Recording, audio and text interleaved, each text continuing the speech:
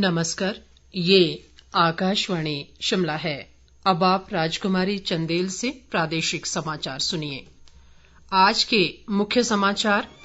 भाजपा की core committee की शिमला में बैठक शुरू। उपचुनावों सहित पार्टी की भविष्य की रणनीति पर हो रहा है मंथन।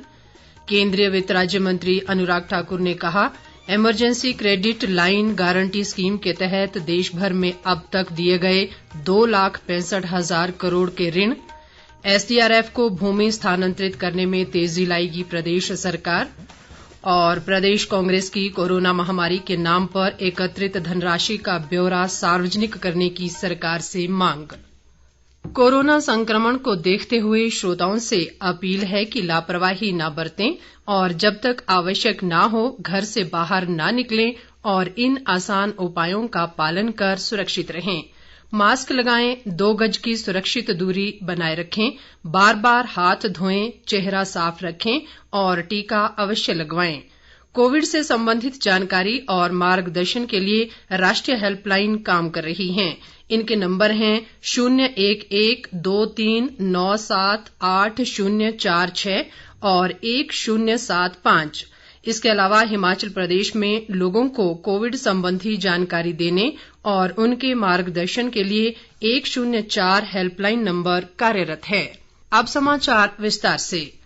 प्रदेश भाजपा कोर कमेटी की आज शिमला में बैठक शुरू हुई। 2 दिवसीय इस बैठक की अध्यक्षता सांसद व भाजपा अध्यक्ष सुरेश कश्यप ने की। बैठक में पार्टी के प्रदेश प्रभारी अविनाश राय खन्ना, मुख्यमंत्री जयराम ठाकुर, भाजपा सह प्रभारी संजय टंडन, केंद्रीय वित्त राज्य मंत्री अनुराग ठाकुर, पूर्व मुख्यमंत्री प्रेम कुमार धूमल और अन्य नेता हिस्सा ले रहे हैं।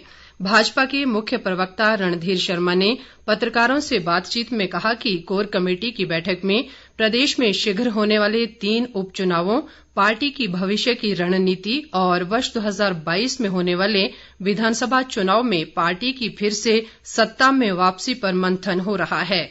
बैठक में कोरोना संकट के दौरान पार्टी द्वारा किए गए कार्यों और सेवा ही संगठन के तहत हुए कार्यों का लेखा जोखा भी पार्टी हाईकमान को सौंपा गया। बैठक में पार्टी के आगामी कार्यक्रमों पर भी चर्चा हो रही है। इसी बैठक में सरकार और संगठन के बीच बेहतर तालमेल के लिए भी कार्य योजना बनाई जाएगी। रणधीर शर्मा ने कहा कि कोरोना संकट के चलते बैठक में सभी कोविड नियमों का कड़ाई से पालन किया जा रहा है। केंद्रीय वित्त राज्य मंत्री अनुराग ठाकुर ने केंद्र सरकार की emergency credit line guarantee scheme के तहत आज शिमला में 40 लोगों को नया कारोबार शुरू करने के लिए ऋण के चेक प्रदान किए। इन लोगों को ये ऋण स्टेट बैंक ऑफ इंडिया की सूक्ष्म, लघु और मध्यम उद्यमी ग्राहक संपर्क योजना के तहत प्रदान किए गए। अनुराग ठाकुर ने इस मौके पर कहा कि कोरोना महामारी के कारण देश के सभी छोटे बड़े कारोबारी प्रभावित हुए हैं। ऐसे लोगों को फिर से रोजगार और काम धंधा शुरू करने के लिए केंद्र सरकार ने emergency credit line guarantee scheme के तहत 3 लाख करोड़ रुपए की मदद देने की योजना शुरू की है। इस योजना के तहत अब तक देश में 2,65,000 करोड़ की राशि बिना किसी गारंटी के लोगों को दी जा चुकी है। कोविड महामारी के चलते देश और दुनिया के सामने बहुत सारी चुनौतियां आई। उसी तरह से व्यापारी, उद्योगपति, उद्यमी इन सबके सामने भी चुनौती। सबसे पहले मोदी सरकार ने आरबीआई से बात करके मॉरेटोरियम पीरियड भी 6 महीने का दिया। इसके अलावा ECLGS स्कीम लेकर आए, emergency credit line guarantee scheme, जहां पे गारंटी तो मोदी सरकार ने दी, लेकिन 3 लाख करोड़ रुपया देश के लोगों को मिला बगैर किसी कोलेटरल गारंटी के दिए। और मुझे प्रसन्नता इस बात की है कि 2,65,000 करोड़ रुपया अब तक इसमें सैंक्शन किया जा चुका है। देश के लाखों लोगों को इसका लाभ मिला है। इसी तरह की बार बार योजनाएं लाकर देश के छोटे से लेकर बड़े उद्यमी को मदद करने का प्रयास किया ताकि लोगों के रोजगार स्वरोजगार के अवसर न छिने बल्कि ज्यादा रोजगार उपलब्ध हो। अनुराग ठाकुर ने इस मौके पर कांग्रेस पर भी हमला बोला और कहा कि कांग्रेस शासित सरकारें कोरोना से लड़ने में विफल रही हैं। उन्होंने दावा किया कि कांग्रेस के समय में आज से ज्यादा महंगाई थी। उन्होंने कहा कि मोदी सरकार ने अनुच्छेद 370 को हमेशा के लिए दफन कर दिया है। अनुराग ठाकुर ने कांग्रेस नेताओं द्वारा पाकिस्तान की भाषा बोलने को देश के साथ धोखा भी करार दिया। एसबीआई के हिमाचल, जम्मू कश्मीर और लद्दाख के महाप्रबंधक विनोद कुमार मिश्रा ने कहा कि बैंक ने ECLGL योजना के तहत भी 14 लोगों को और मुद्रा योजना के तहत 26 लोगों को ऋण उपलब्ध करवाए हैं। मुख्यमंत्री जयराम ठाकुर ने कहा है कि प्रदेश सरकार SDRF को भूमि स्थानांतरित करने के लिए प्रभावी कदम उठा रही है ताकि प्रदेश के लिए स्वीकृत नई बटालियन को मंडी में स्थापित किया जा सके। मुख्यमंत्री आज शिमला में उनसे मिलने आए NDRF के कमांडेंट कर्नल बलजिंदर सिंह के साथ बातचीत कर रहे थे।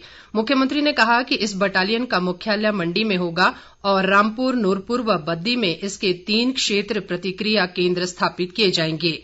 बद्दी में स्थापित होने वाला क्षेत्रीय त्वरित केंद्र औद्योगिक दुर्घटनाओं से निपटने का काम करेगा। कमांडेंट कर्नल बलजिंदर सिंह ने इस मौके पर बटालियन की विभिन्न गतिविधियों की जानकारी दी और कहा कि बटालियन किसी भी स्थिति से निपटने के लिए तैयार है। मुख्यमंत्री जयराम ठाकुर ने आज शिमला के रिज मैदान से नगर निगम शिमला को प्रदान की गई एक truck mounted sewer jetting machine और एक लिटर पिकिंग मशीन को हरी झंडी दिखाकर रवाना किया। ये मशीनें सामाजिक उत्तरदायित्व के तहत power grid corporation of India द्वारा नगर निगम को प्रदान की गई हैं। मुख्यमंत्री ने इस मौके पर कहा कि पावर ग्रिड की ये पहल नगर निगम शिमला में स्मार्ट सिटी अधोसंरचना सृजित करने में उपयोगी साबित होगी। प्रदेश कांग्रेस ने शिमला शहर में नगर निगम द्वारा कूड़े के बिलों में की गई 10% की बढ़ोतरी का विरोध किया है। कांग्रेस ने इस बढ़ोतरी को महंगाई के दौर में लोगों के साथ अन्याय करार दिया है। पार्टी के मीडिया विभाग के चेयरमैन हर्षवर्धन चौहान ने आज शिमला में कहा कि एक ओर जहां लोगों के काम धंधे बंद हैं और महंगाई से जूझ रहे हैं, वहीं दूसरी ओर सरकार अपने टैक्स थोप कर तिजोरी भरने में लगी है। उन्होंने कूड़े के बिलों में की गई बढ़ोतरी को तुरंत वापस लेने की मांग की। हर्षवर्धन चौहान ने सरकार द्वारा कोरोना महामारी के नाम पर एकत्रित किए गए पैसे की सारी जानकारी सार्वजनिक करने की भी मांग की। उन्होंने सरकार से भारी ओलावृष्टि और तूफान से प्रभावित किसानों और बागवानों के ऋणों को स्थगित करने का भी आग्रह किया। प्रदेश में कोरोना की दूसरी लहर लगातार कम हो रही है और राज्य में कोरोना पॉजिटिविटी दर कम होकर 3.5% रह गई है। हालांकि अभी भी कोरोना संक्रमण का खतरा बरकरार है। ऐसे में कोविड अनुरूप व्यवहार का कड़ाई से पालन करने की जरूरत है। प्रदेश में कोरोना के लगातार कम हो रहे मामलों पर हमारे विशेष संवाददाता की ये रिपोर्ट। प्रदेश में कोरोना की दूसरी लहर आने के बाद पॉजिटिविटी दर अधिकतम 22.1% तक पहुंच गई थी। राज्य में कोरोना की पहली लहर के मुकाबले दूसरी लहर के दौरान कोरोना मामलों में 5 गुना से अधिक वृद्धि दर्ज की गई। पहली लहर में एक महीने में जहां अधिकतम 320 लोगों की इस महामारी से जान गई, वहीं दूसरी लहर में अकेले मई महीने में 1643 लोगों को इस महामारी के कारण जान गंवानी पड़ी। लेकिन प्रदेश सरकार द्वारा लगाए गए कोरोना कर्फ्यू और अन्य कड़ी बंदिशों के चलते कोरोना की दूसरी लहर अब लगातार कम हो रही है। राज्य में कोरोना मामलों की पॉजिटिविटी दर 22.1% से कम होकर 3.5% रह गई है। कोरोना के सक्रिय मामले भी घटकर 4000 से कम हो गए हैं। ऐसे में प्रदेशवासियों ने राहत की सांस जरूर ली है, लेकिन अभी भी सभी को सतर्क रहने की आवश्यकता है, क्योंकि प्रतिबंधों में छूट के दौरान संक्रमण पुनः फैल सकता है और कोरोना मामलों में वृद्धि हो सकती है। इसके लिए मास्क का उचित उपयोग, हाथों को बार बार धोना, परस्पर दूरी बनाए रखना और कोरोना वैक्सीन का टीका लगवाना जरूरी है। रितेश कपूर, आकाशवाणी समाचार, शिमला। ग्रामीण विकास व पंचायती राज मंत्री वीरेंद्र कंवर ने कहा है कि बिजली, पानी, स्वास्थ्य और शिक्षा सहित अन्य मूलभूत सुविधाओं को सुदृढ़ करना प्रदेश सरकार की प्राथमिकता है। कंवर आज थानाकलां में अपनी विभिन्न समस्याओं को लेकर उनसे मिलने आए ग्राम पंचायत चताड़ा के प्रतिनिधिमंडल को संबोधित कर रहे थे। उन्होंने कहा कि जल जीवन मिशन के तहत प्रत्येक घर को नल से जल उपलब्ध करवाया जा रहा है और ऊना जिला इस अभियान में अग्रिम पंक्ति में है। वीरेंद्र कंवर ने संबंधित विभागों के अधिकारियों को ग्रामीणों की समस्याओं के शीघ्र निवारण के लिए उचित कार्रवाई के निर्देश दिए। प्रदेश में कोरोना संक्रमण में लगातार सुधार जारी है। प्रदेश में आज कोरोना के केवल 321 नए मामलों की पुष्टि हुई है। इसी के साथ राज्य में कोरोना पॉजिटिव मामलों की संख्या बढ़कर 1,99,197 हो गई है। इनमें से 4,050 मामले सक्रिय हैं। प्रदेश में आज 691 लोग कोरोना से स्वस्थ हुए हैं। 12 लोगों की कोरोना से आज मौत भी हो गई है। राज्य में अभी तक 3,394 लोगों की कोरोना से जान जा चुकी है। इस बीच लाहौल स्पीति जिला प्रशासन ने बाहरी राज्यों से जिले में आने वाले कामगारों के लिए कोरोना नेगेटिव रिपोर्ट अनिवार्य कर दी है। स्वास्थ्य विभाग के एक प्रवक्ता ने कहा है कि प्रदेश में 18 से 44 वर्ष आयु वर्ग के लिए कोविड टीकाकरण ऑनलाइन बुकिंग के माध्यम से ही किया जाएगा। प्रवक्ता ने कहा कि टीकाकरण अभियान के तहत इस आयु वर्ग के लोग कोविन पोर्टल पर 21 जून तक ऑनलाइन पंजीकरण तथा टीकाकरण सत्र की प्री शेड्यूल बुकिंग कर सकते हैं।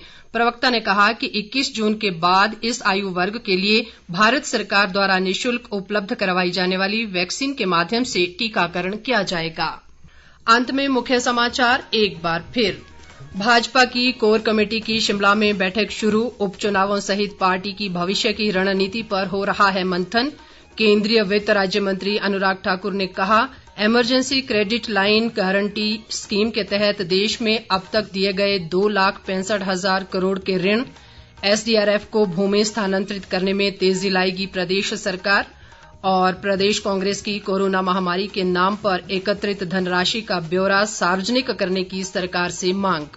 इसके साथ ही ये समाचार बुलेटिन समाप्त हुआ। नमस्कार।